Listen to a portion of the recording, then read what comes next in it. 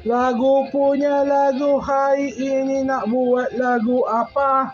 Kali ini mahu apa lagi? Aduhai, masalah hujan, masalah tikus. Bukan tikus dia masuk, cacing pun masuk.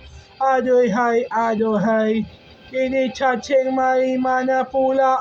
Dah listrik masih ada, harus keluar sahaja. Cacing rumah cacing gitu memang tidak suka.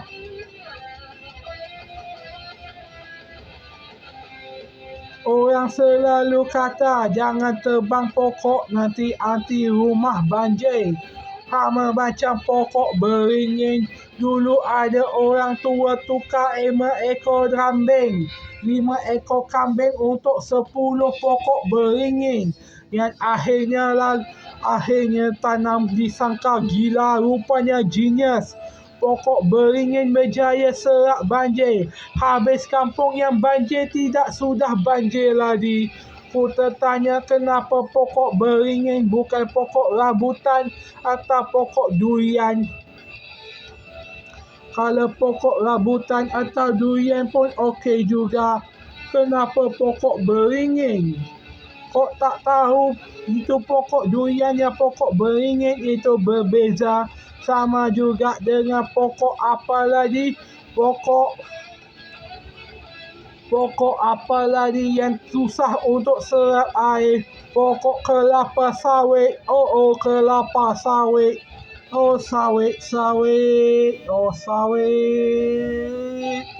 Pokok kelapa sawit memang tidak mudah, memang untung untuk buat minyak tapi tidak untung untuk serap banjir. Kerana sawat-sawatnya, akar-akarnya bersifat macam sapu.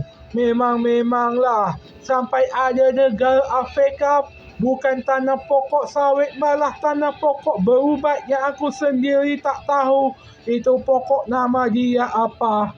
Ku cuba bagi tahu jiran abangku itu, lepas tu dia tanya itu pokok apa, aku tak tahu. Kok tanya saya pokok apa, aku sendiri tak tahu itu pokok apa la la.